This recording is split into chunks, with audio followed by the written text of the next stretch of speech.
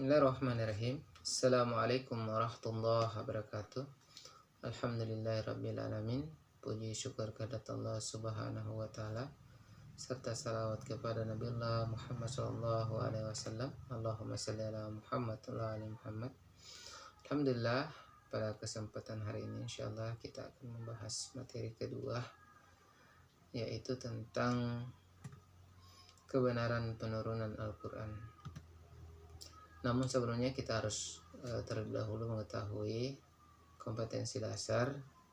Yang pertama mengenai kompetensi dasar tentang pengetahuan atau kognitif, yaitu menganalisis sejarah penurunan penulisan Al-Quran.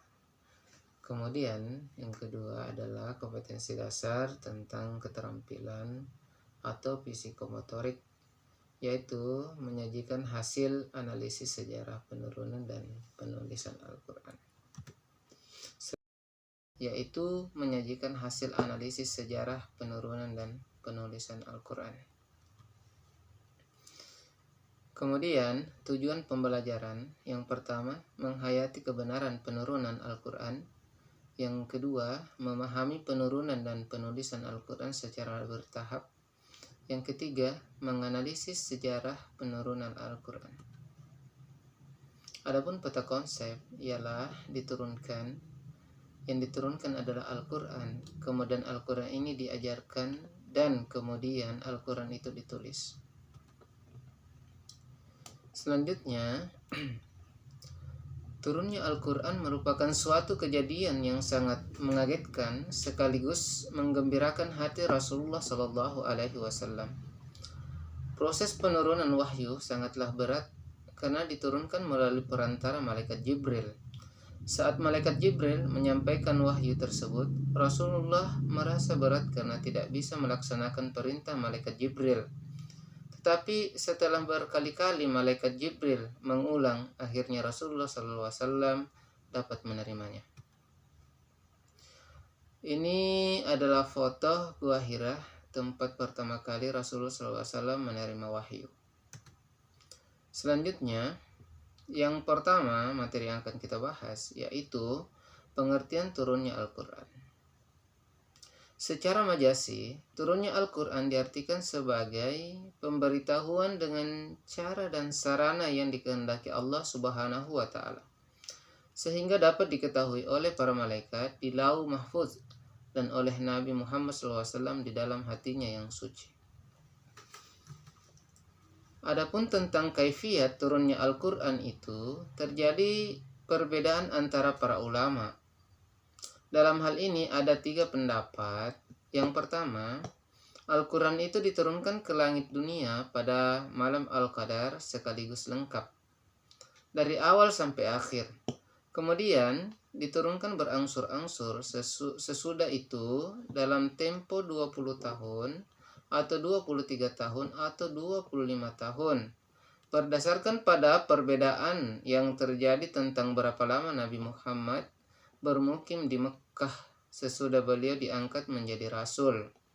Pendapat ini berpegang pada riwayat At-Tabari dari Ibnu Abbas. Beliau berkata, diturunkan Al-Quran dalam Lailatul Qadar adalah bulan Ramadan ke langit ke dunia sekaligus. Kemudian dari sana atau di langit diturunkan berangsur-angsur ke dunia.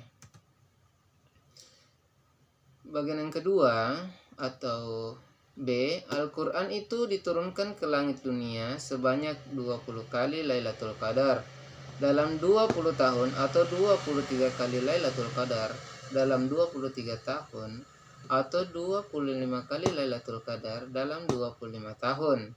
Pada tiap-tiap malam diturunkan ke langit dunia tersebut. Sekedar yang hendak diturunkan dalam tahun itu kepada Nabi Muhammad SAW dengan cara berangsur-angsur. Kemudian yang ketiga, Al-Quran itu permulaan turunnya ialah di malam Al-Qadar, kemudian diturunkan setelah itu dengan berangsur-angsur dalam berbagai waktu. Ada pula pendapat bahwa Al-Quran diturunkan 3 kali dalam 3 tingkat. Yang pertama, diturunkan ke Lauh Mahfuz, Yang kedua, diturunkan ke Baitul Izzah di langit dunia. Yang ketiga, diturunkan berangsur-angsur ke dunia. Meskipun sanadnya sahih, Dr. Subki Saleh menolak pendapat di atas.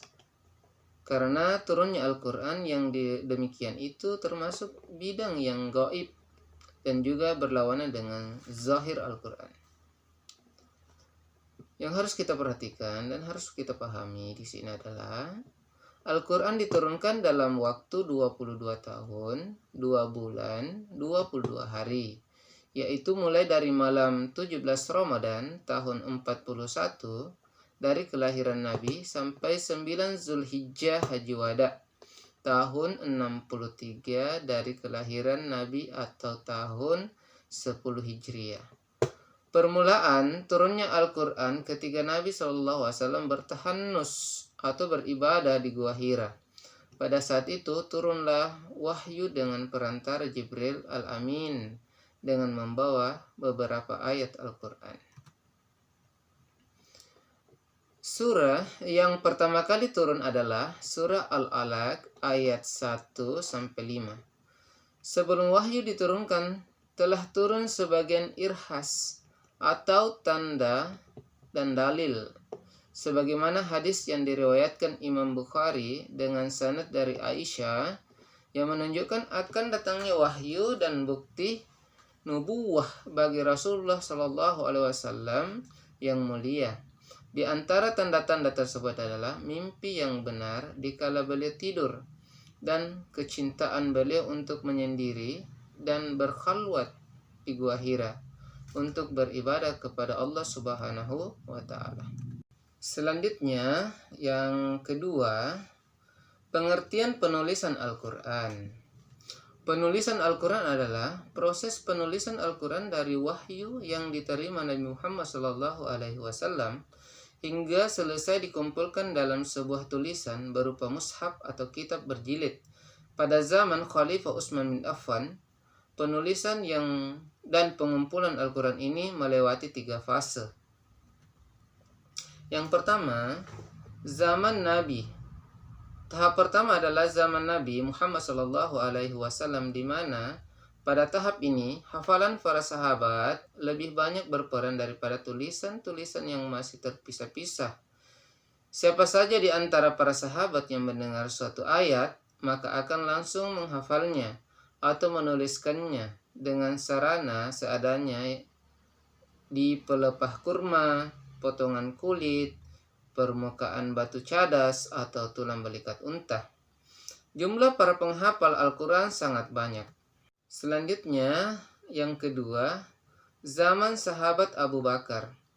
Pada zaman ini terjadi banyak peperangan yang mengakibatkan banyak para sahabat penghafal Al-Quran meninggal dunia. Di antara para sahabat pilihan penghafal Al-Quran yang meninggal pada perang Yamamah adalah Salim, bekas budak Abu Huzaifah, di mana Rasulullah SAW pernah memerintahkan para sahabat untuk mengambil pelajaran Al-Quran darinya. Maka Abu Bakar radhiyallahu anha memerintahkan untuk mengumpulkan Al-Quran agar tidak hilang. Seusai perang Yamamah, sahabat Umar ibnu Khattab menyampaikan pendapat kepada Abu Bakar untuk menulis ulang dan mengumpulkan catatan-catatan Al-Quran yang masih terpisah-pisah. Namun, Abu Bakar menolaknya. Ia tidak ingin melakukannya karena takut dosa. Sehingga Umar terus-menerus mengemukakan pandangannya. Akhirnya Allah Subhanahu wa Ta'ala membukakan pintu hati Abu Bakar untuk hal itu. Dia lalu memanggil Zaid ibnu Sabit dan memerintahkannya untuk menuliskan ulang catatan-catatan Al-Quran dalam sebuah mushaf. Mushaf tersebut berada di tangan Abu Bakar hingga dia wafat, kemudian dipegang oleh Umar hingga wafatnya, dan kemudian dipegang oleh Hafsah binti Umar. Selanjutnya, yang ketiga, zaman Utsman. Periode ini adalah periode ketiga proses pengumpulan dan penulisan Al-Quran. Banyak catatan dan kumpulan-kumpulan catatan Al-Quran yang berbeda-beda di antara para sahabat. Hal itu dikhawatirkan akan menjadi fitnah, maka Khalifah Utsman bin Affan memerintahkan untuk mengumpulkan mushaf-mushaf tersebut menjadi satu mushaf, sehingga kaum muslimin tidak berbeda bacaannya yang bisa menyebabkan pertengkaran dan perpecahan. Kemudian Utsman memerintahkan Zaid ibnu Sabit, Abdullah ibnu Az, Zubair, Zaid ibnu Al-As, dan Abdurrahman ibnul Harith ibnu Hisham radhiyallahu anha untuk menuliskannya kembali dan memperbanyaknya. Zaid ibnu Sabit berasal dari kaum Ansar, sementara 3 orang yang lain berasal dari Quraisy. Utsman mengatakan kepada ketiganya, "Jika kalian berbeda bacaan dengan Zaid ibnu Sabit pada sebagian ayat Al-Quran, maka tuliskanlah dengan dialek Quraisy, karena Al-Quran diturunkan dengan dialek tersebut." Mereka pun lalu mengerjakannya, dan setelah selesai, Utsman mengembalikan mushaf itu kepada Hafsah dan mengirimkan hasil pekerjaan tersebut ke seluruh penjuru negeri Islam, serta memerintahkan untuk membakar naskah mushaf Al-Quran selainnya. Sahabat Mus'ab bin Sa'ad mengatakan, "Aku melihat orang banyak ketika Utsman membakar mushaf-mushaf yang ada. Mereka pun keheranan melihatnya." Atau dia mengatakan, "Tidak ada seorang pun dari mereka yang mengingkarinya." Hal itu adalah termasuk nilai positif bagi Amirul Mukminin Utsman bin Affan radhiyallahu anha yang disepakati oleh kaum muslimin seluruhnya. Hal itu adalah penyempurnaan dari pengumpulan yang dilakukan Khalifah Rasulullah Shallallahu Alaihi Wasallam Abu Bakar As-Siddiq radhiyallahu anha. Perbedaan antara pengumpulan yang dilakukan Utsman bin Affan dan pengumpulan yang dilakukan Abu Bakar As-Siddiq adalah tujuan dari pengumpulan Al-Quran di zaman Abu Bakar adalah menuliskan dan mengumpulkan keseluruhan ayat-ayat Al-Quran dalam satu mushaf agar tidak tercecer dan tidak hilang, tanpa membawa kaum muslimin untuk bersatu pada satu mushaf. Hal itu dikarenakan lebih terlihat pengaruh dari perbedaan dialek bacaan yang mengharuskannya membawa mereka untuk bersatu pada satu mushaf Al-Quran saja. Sedangkan tujuan dari pengumpulan Al-Quran di zaman Khalifah Utsman radhiyallahu anha adalah mengumpulkan dan menuliskan Al-Quran dalam satu mushaf dengan satu dialek bacaan, dan membawa kaum muslimin untuk bersatu pada satu mushaf Al-Quran, karena timbulnya pengaruh yang mengkhawatirkan pada perbedaan dialek bacaan Al-Quran. Hasil yang didapatkan dari pengumpulan ini terlihat dengan timbulnya kemaslahatan yang besar di tengah-tengah kaum muslimin. Di antaranya persatuan dan kesatuan, kesepakatan bersama dan saling berkasih sayang. Kemudian, mudarat yang besar pun bisa dihindari, yang diantaranya adalah perpecahan umat, perbedaan keyakinan, tersebar luasnya kebencian dan permusuhan. Mushaf Al-Quran tetap seperti itu sampai sekarang dan disepakati oleh seluruh kaum muslimin serta diriwayatkan secara mutawatir. Dipelajari oleh anak-anak dari orang dewasa, tidak bisa dipermainkan oleh tangan-tangan kotor para perusak, dan tidak sampai tersentuh oleh hawa nafsu orang-orang yang menyeleweng. Demikian pemaparan materi pada kesempatan kali ini. Apabila ada kata salah selaku manusia biasa, saya minta maaf. Dan apabila ada benarnya, itu datangnya dari Allah Subhanahu wa Ta'ala. Dan semoga pada pembahasan materi ini kita dapat mendapat hikmah, terutama diri pribadi, Demikian, terima kasih. Assalamualaikum warahmatullahi wabarakatuh.